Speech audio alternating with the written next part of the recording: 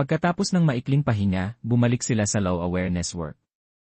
Lumapit ang isang matandang babae, nag-aalala ang mukha. Ipinaliwanag niyang ninakawan siya ng mahigit 100 milyon yuan. Agad na bumalik sa isip ni Chen Wei ang eksena 10 taon sa hinaharap.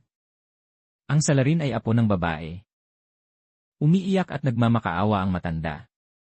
Sinamantala ni Chen Wei ang sandali at kinuha ang pera sa bulsa ng lalaki.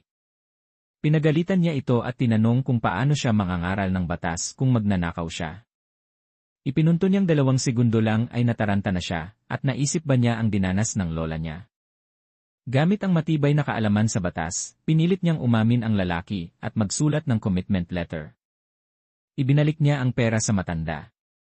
Ngunit puno pa rin ng galit ang tingin ng lalaki. Nasaksihan ito ni Chong Wen at Lu Shun.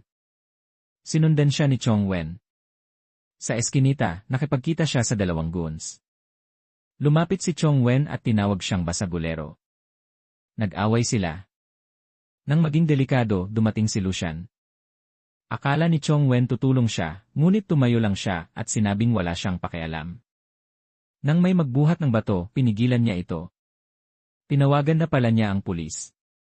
Dumating ang pulis at inaresto ang mga goons. Tinukso ni Lu Shun si Chong Wen pagkatapos. Ngunit inihanda pa rin niya ang gamot para sa sugat nito.